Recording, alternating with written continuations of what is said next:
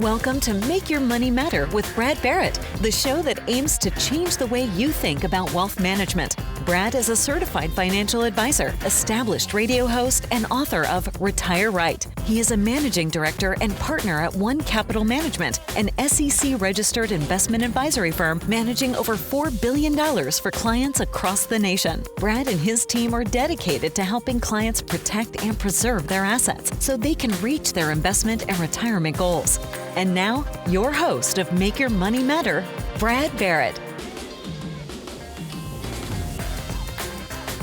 Hey everyone, and welcome to Make Your Money Matter. I'm your host, Brad Barrett. I'm a managing director and partner here at One Capital Management, and I'm here each and every week to remind you that your money matters. And today on the Make Your Money Matter show, we're gonna be talking about how to protect or how to understand, both logically and emotionally, to work through market volatility. And by the way, not just market volatility, but also economic volatility. But before we do, make sure to smash the subscribe button and hit the notification bell so you don't miss a single episode. All right, let's get into it.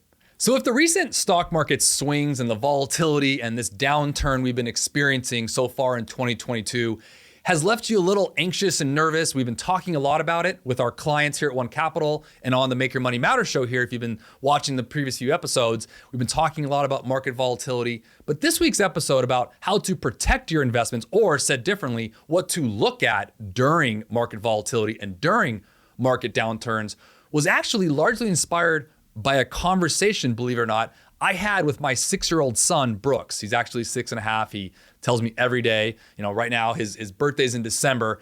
And like many of you with kids and grandkids, keeping a child occupied during the summer is a full-time job. And thank the Lord for summer camps, at least the really good ones that aren't crazy expensive.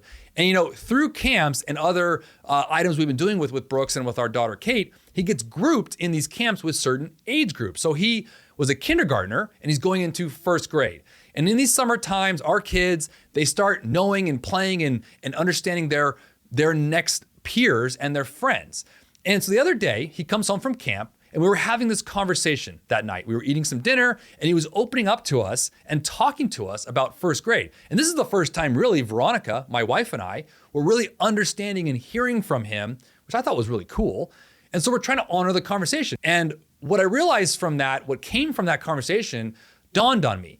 Think about it. First grade in particular is kind of wild. We're learning how to be a human, to write things down, how to manage our relationships and follow the rules. And all the while, everyone's teeth around you, including my son's, are falling all out of place. Now, many of you looking right now are kind of going like, why is this guy talking about teeth falling out?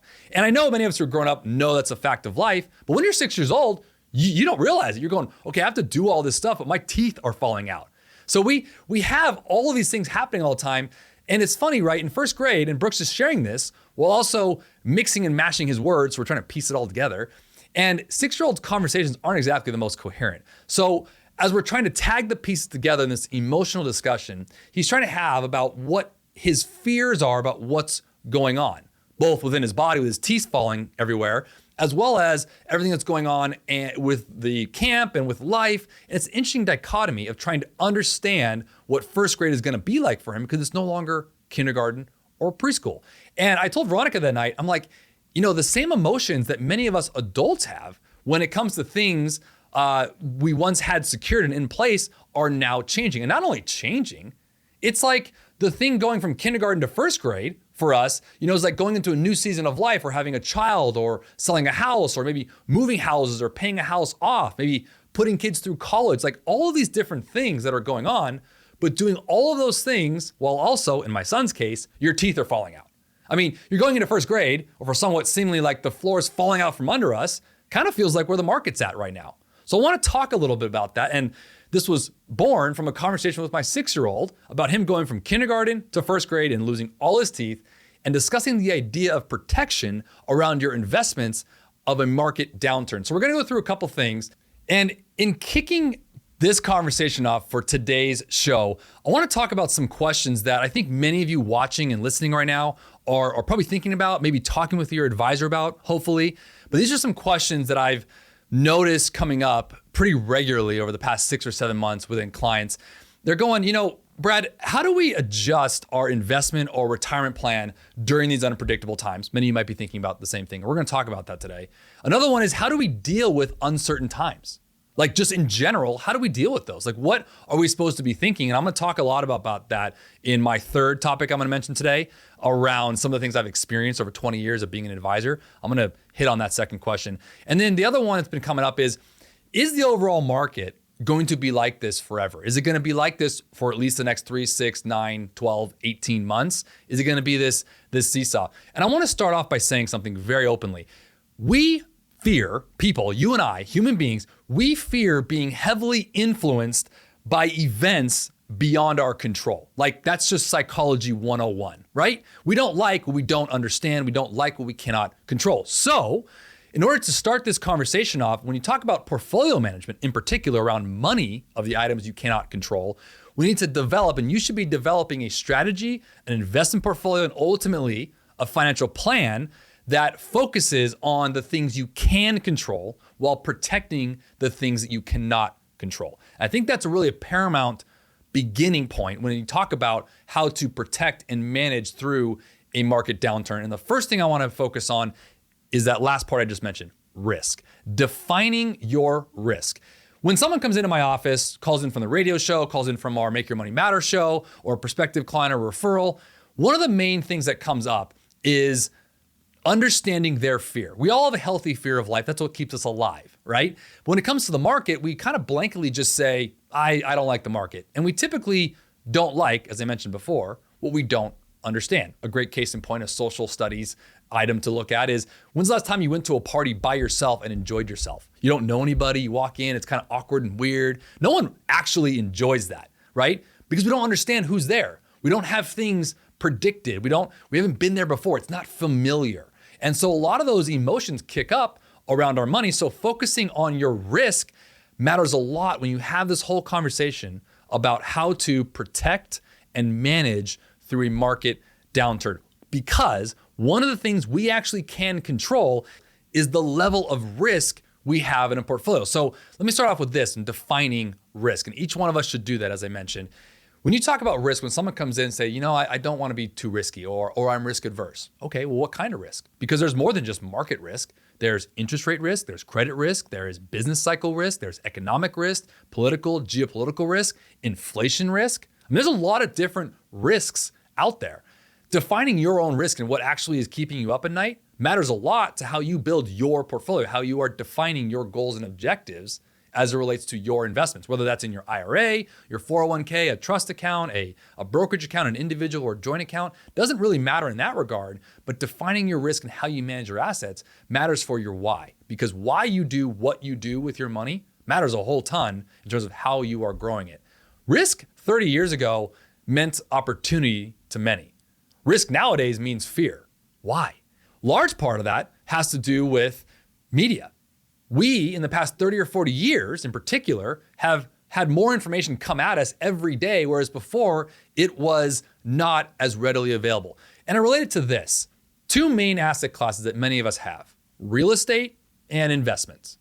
If you thought about it for a second, and Warren Buffett talks a lot about this too, if your house or any rental property you might have traded like a stock, you'd have more anxious feelings and nervous feelings around your house than you do right now, because it doesn't trade like a stock. But if you look at it like a stock and understand that it's going to fluctuate in value, you can then take that same methodology and use it for the stock market, because we tend to not like it because it moves, it's volatile, but so does your real estate. It just doesn't do it every day, and you're seeing it on your phone or in the news channels across the board. So the news that's been coming at us tells our brain that, hey, our brain was designed by God to protect us, not necessarily to enhance our life, but to protect us. That's somewhat psychology 101 in a way, where it's like it was designed to do that for a reason. And it's great to do it that way. But if you think about the past 40 years, let's just talk about that outside of just risks.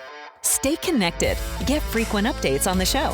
Follow Brad Barrett and Make Your Money Matter on most social media platforms. And catch full episodes of Make Your Money Matter streaming now on our YouTube channel.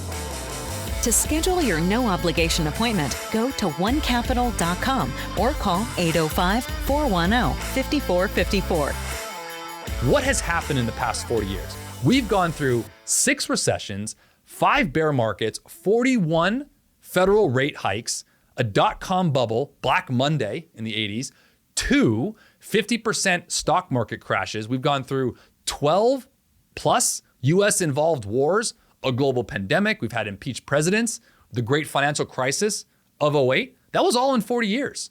So it's interesting to note when we talk about protecting from volatile markets, and a lot of it's been kicked up this year with 2022's inflation and supply chain issues and all those kind of things. If you just look past the 40 years, we've gone through a lot of these crises before.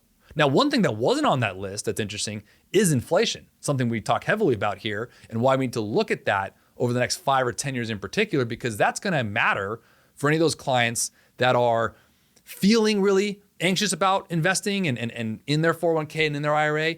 And it kicks up the one point I want to make here, and I'm going to get into a couple that I want to go through of my 18 years, almost 20 years of doing this, that I've noticed, and this is going to be more Brad speaking from the heart as an advisor. This isn't necessarily financial advice for everybody. Please, seek counsel and go through this with your advisor. If you'd like to use us as well, you can reach out to us. Our number will be at the bottom of the screen here. But the point I want to get is a couple things. One is cash.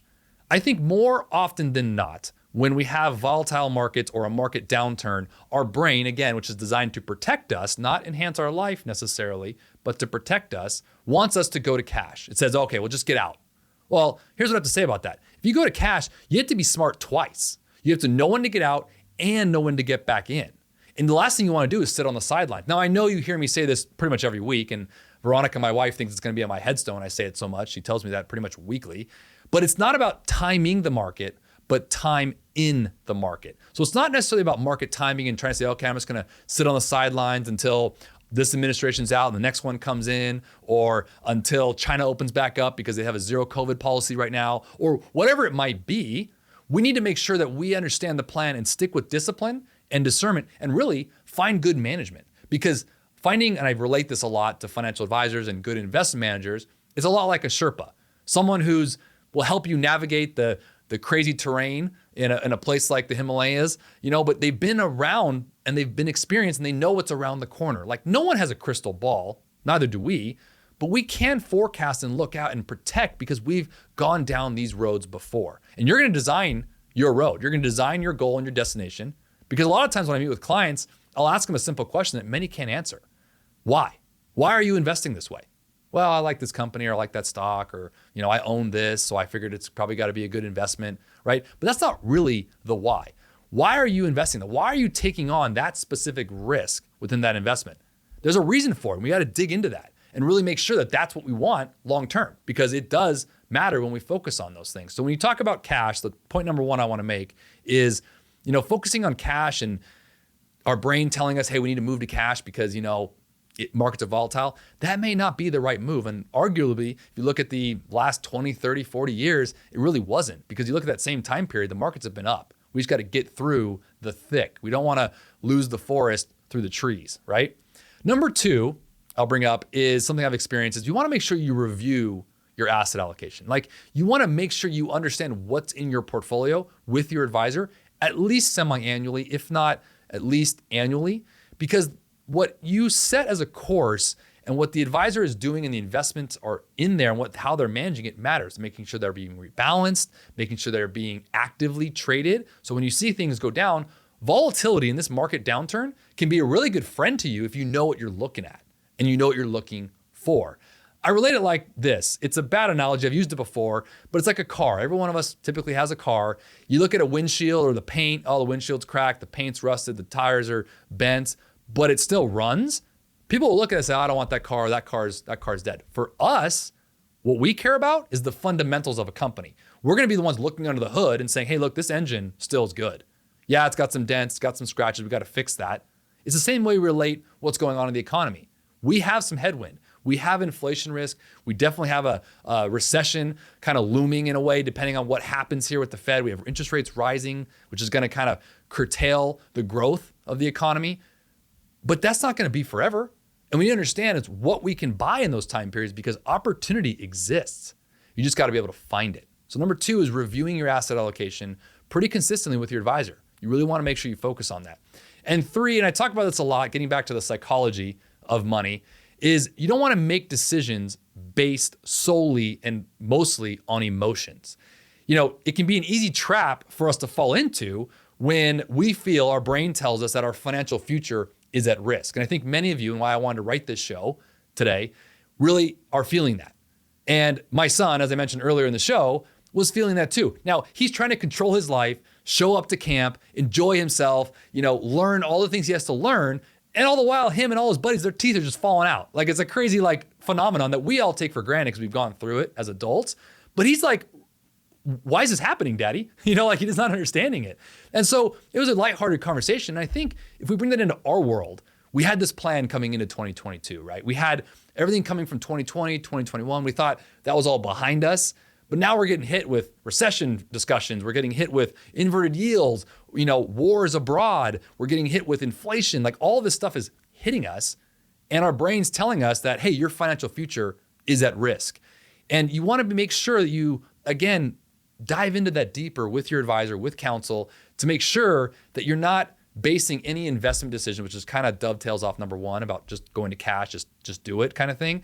Make sure you're not doing it based solely on emotions. Because as I say often, we have two brains working at all times, our emotional brain and our logical or rational brain. And you want to make sure the emotional brain isn't winning out at all times. And I think that's the one that's the loudest voice during market downturns and during market volatility. All right, so it's time to answer your questions. If you have a question or topic you'd like me to address here on the Make Your Money Matter show, you can leave a comment or question in the comment section. Or if it's something you want to talk about a little more one-on-one, just go to the About page on our channel and you can send us an email. We'll always keep our questions we read here anonymous, and you don't have to worry about your name being shared, but we would love to hear from you. And this week's question actually came from one of the questions I read earlier. How do we deal with uncertain things that we're dealing with right now, like inflation? I want to talk heavily for those out there watching and listening around cash. If you're sitting in cash now, anything above your reserve amount, and a reserve amount, a good rule of thumb is 3 to 6 months of your overhead. So if your overhead was $10,000 a month, you should have somewhere between $30,000 and $60,000 sitting in cash. If it's above that, you really should take a look at investing that. And I don't mean that across the board for everybody. Obviously, seek with a counsel and an advisor, but you really want to look at that because I think the biggest thing to answer this question about how do we deal with uncertain things like inflation is, inflation's a tough one because it's not tangible. We can't touch, feel, and taste it, but we definitely see it. We see it at the gas pump, we see it at the grocery store, we see it across the board in a lot of our purchases. So if we have $10,000 today in our savings account and we just sit in cash for 5 years and we're running at a 5% inflation rate over that same time period, we're down $500 every year. You won't see it as a negative, number on your cash statement, but you'll see it as purchasing power, the purchasing power of the dollar today, tomorrow. And we're seeing that right now. So I think the way we deal with uncertain things like inflation, which I know sounds crazy, but it's the time to lean in, not lean away. And I think that's important to make sure that you lean into finding your reserve amount that's right for you, and then making sure you find some growth areas that you can grow and pick up with inflation, hopefully outpace it with good management, a good advisor. So I think it's not necessarily a cure-all for everything, like a do this and you'll be fine kind of thing. Being diversified, but being growth-oriented with value allows you to make sure that you mitigate inflation risks and fears and hopefully outpace it. So I think when you talk about how to deal with uncertain things like inflation, you don't want to lean away from it, just go in cash and hide in a corner. That's the opposite of what you should be doing. Find that reserve level for you to keep in cash at all times for the uh-oh moments, but then look at the rest and make sure you're managing that. Also with cash, be careful to have too much cash in retirement accounts because that's another area where you want to make sure that that's keeping pace with inflation and growing. Because if we are seeing 3, 4, 5% average, not currently, but average over the next 5 or 10 years, you want to make sure that your money's growing lockstep with it and hopefully growing past it. So again, if you have any questions or comments you'd like me to read here, you can leave it in the comments section, or again, email us in the About page on our channel. Now, before we go today, if you found anything helpful today and want to learn more about us, you can visit our website at onecapital.com. You can also call or text us. Look, we want to help. There's no pressure. We don't treat people like a number. In fact, we value relationships. It's the lifeblood of what we do. So click, call, or text us today. If you're not following us on social media, you should be. We're sharing great information on all of our social media platforms. You can follow us at Make Your Money Matter. And as I often say, if you enjoy the show, share with someone you like. And if you don't like it, I guess share with someone you don't like. But until next time, always remember to make your money matter. The information in this show is educational and general in nature and does not take into consideration a listener's personal circumstances. Therefore, it is not intended to be a substitute for specific individualized financial, legal, or tax advice. To determine which strategies or investments may be suitable for you, consult the appropriate qualified professional prior to making a final decision.